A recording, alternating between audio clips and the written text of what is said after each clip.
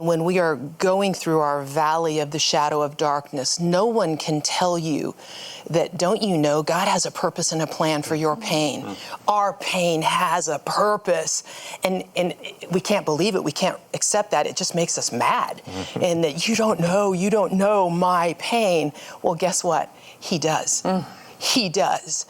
And it is the Lord, the author and the creator of love and hope and joy and peace himself, who comes in and says, I will heal all of it.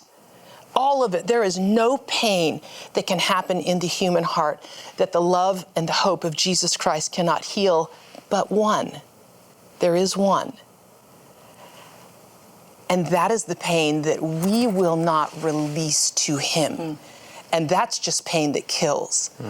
Everything else, he's the only one, as we give him our pain and our suffering and our hurt and our unforgiveness and our grief and our shame and our brokenness, he's the only one who does that Genesis 50:20, that what was meant to destroy you by, I'm going to transform and have that be the very thing that gives you life. And not only you, but everyone you share it with. That's pain worth having. It's like God's comfort is like Midas gold times a zillion, that it not only heals us and covers us, it heals everyone we share it with. That's pain worth having. I didn't know then that he was forging something coming in the future. All three of my sisters and I moved in with my grandparents. My grandmother had the wisdom to buy a little horse for this wild child, and it was on the back of that horse that I would just gallop and gallop and gallop, and imagining that my pain couldn't keep up. It wasn't fast enough, and finally slow down to a walk, and tears are streaming. And that's when I could receive the truth of his word. I wasn't saved by a horse. I was saved by Jesus Christ on the back of a horse. And that was moving forward in my life like a figurehead on a ship. He was forging something in this life that only he can, for everything that was coming. And met and married my husband. We moved to the eastern slope of the Cascade Mountain Range, bought the only piece of property we could afford, a abandoned cinder mine, literally a hole in the ground with a beautiful mountain range view.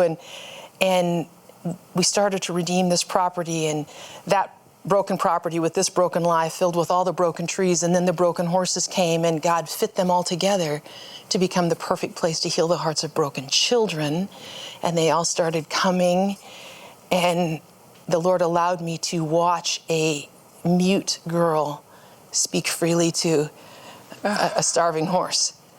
And through driving snow, as I'm watching this girl break through in the presence of the love of God, I could hear Jesus saying, now do you understand why I allowed you to walk through that valley of the shadow of darkness?